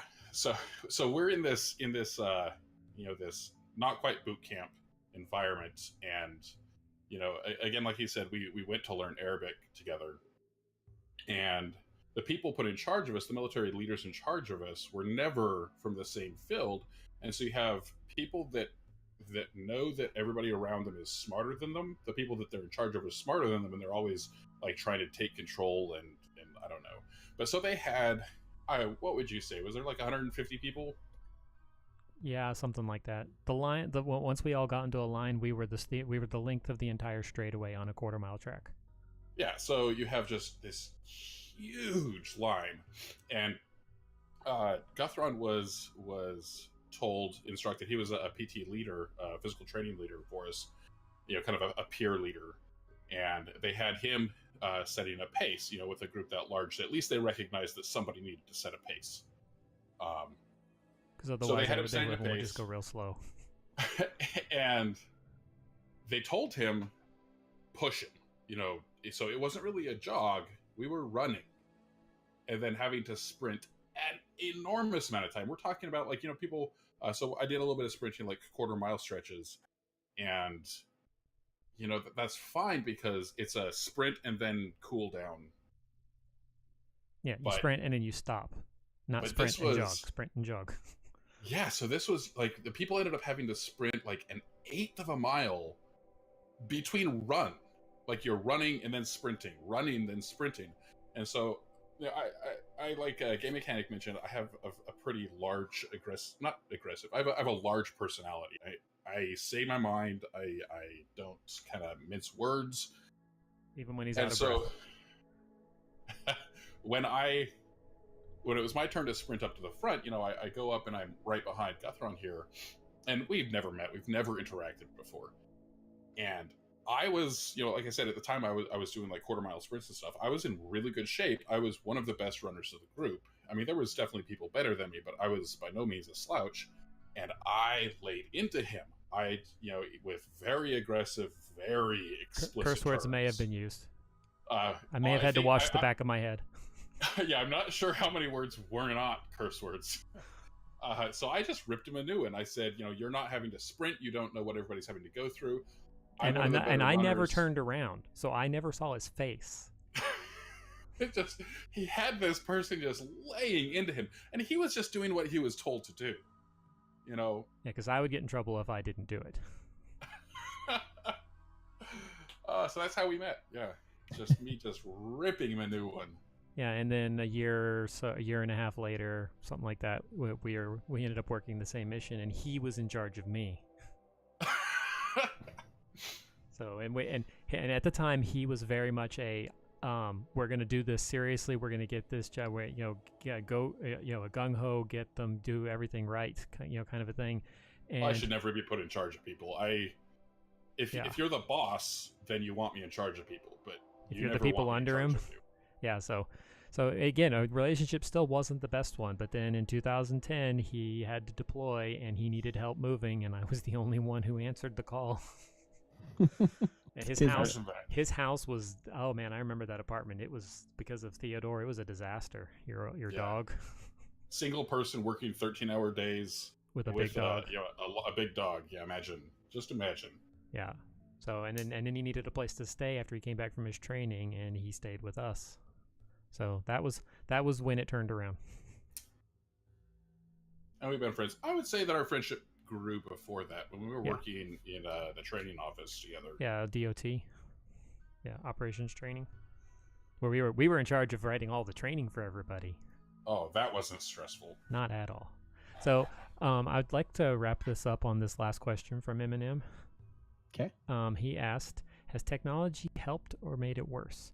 I.e., now you can get anything delivered to your house and you can work from home. And does this just reinforce the root problem? Eminem, yes. All of the yes. Yes, you perfect timing. You came back just in time for your question. Yeah, the answer to your question is yes, and with that, I think we'll close. No. It's definitely, the technology is both a blessing and a curse, because I can get so hyper-focused on the things that I'm doing that I don't realize that I'm not taking care of myself. But it also allows me to interact with people, helps me talk, gives me this opportunity to talk and work through things. I would get to meet nice people like TheGameMechanic and all you wonderful viewers. So I would say It really just depends on the day. It requires balance, like most things. But that getting my groceries delivered to my house on a Sunday night, so I didn't have to figure out how I was going to go pick them up the next day. That's never not a good thing. Yeah, I second that. I think the balance of it matters a lot. I think that technology, if it can take away a pain point for you, is obviously invaluable, because if it can just lend that much sanity or time or whatever back into your life, then of course it's a benefit. But you do need to manage it, because it can also be just a really dark rabbit's hole. It can be really isolationist. It can, and you can use it to escape, just like any of the other things we've mentioned. You can get way too addicted to video games, or way too just into, like, well, all I need to do is follow other people on Twitter. And it's like, well, but you're still just running from your problems. And not that you're not allowed to, but in the long run, healthy habits need to be formed. And so you need to use technology as a tool and not a crutch. I'll use this stream as an example. I came back to when I didn't start streaming. I took a year off because I had a lot of training that was going on with and deployments and stuff, and it just wasn't conducive. Outside of my extra life stream, I didn't really stream for a year. And when I came back from Germany this last time in November and came back from Disney World, I wanted to start my days with something positive. So I would get up and I would send my daughter to school, and then I would play a video game. Usually it was Jurassic World Evolution. Sometimes it was Rimworld. I would just play a video game for a couple of hours until my wife got up. Then I would hang out with her, and then I would get on with my day, whatever that was. And then it just kind of hit me in early January. It's like, well, why don't I just stream it? And so I started streaming. And again, initially the point was just to start my day with something that A, was fun, and B, I knew I could do. So I knew I could succeed. So I was starting my day with fun and something I could succeed at. You cannot underestimate, there's no way you can, I can't really think of the word right now, but you can't overestimate. You can't overestimate the importance of starting your day with something that's both fun and that you can succeed at. That is huge. And then it occurred to me, well, why don't I just talk about my problems? I know podcasters that do this. I know streamers that do this. I'll just talk about my problems, and maybe someone else will benefit from it. And Chalice Mike has benefited from it. And some of the viewers have kind of come in and talked and stuff like that. So could I have gotten wrapped up in this and become obsessed with this, becoming a pro streamer, blah blah blah, that stuff like that? Yeah, easily. But I decided to put a limitation on it, a time limit, and I decided I wanted to use it to help me get better by helping other people get better. So, and I think that right there is the upper end of how amazing and how technology can and I'm not to get political about anything, but if we're going to destigmatize people with mental health issues, with just even just talking about mental health, the internet technology is going to be instrumental in that fight, and we need that. Just like you guys are talking, just putting this out there every day, every week, or whatever. If one person can kind of nestle up to that and take a little comfort or gain a little insight, then that's a wonderfully positive thing that's been brought to you by technology. It's very therapeutic to know that someone else has the same problem that you have, and that someone else is having the same struggles that you have. Someone it's not just numbers. Yeah, wow. It's not just me. Yeah, just GameMechanic. Could you say that again? Just their safety in numbers. I mean, just knowing, like I've said, I can be surrounded by people and feel incredibly lonely. Oh yeah. And so just knowing, even and frankly, the fact that there's just a physical person that I could reach out to, whether it's you guys or whatever, that is a very comforting thing and will make you feel less isolated. Yep. So I guess I'd say our answer to that question, Eminem, is everything in moderation, and done correctly, yes, it can be both it can help, but even something that helps can sometimes be a negative. So, beautiful. Thank you guys. Thank you for having me on. This was a wonderful conversation. It's been really nice to meet you, Mike and Goth. It's been great, buddy. Yep. Let me give you a shout out again, because not that you need it, but I'm going to give it to you anyway because you're here. Everyone, if there's anyone here who's not already following the Game Mechanic, you definitely need to do that. Offended Tamer One last out of the topic my question. gosh. How long have you known each other? Mike and I have known each other since 2005. That was when the infamous racetrack incident happened. And GameMechanic. Stop making us feel old. GameMechanic, I started following you in August of 2017. There you go. Thank you, Twitch, for that. August of 2017? Mm-hmm. And you created your account in February of 2013. So exactly 6 months after I did. Huh. Yeah. I'm not a pro streamer, but I have been streaming since 2012.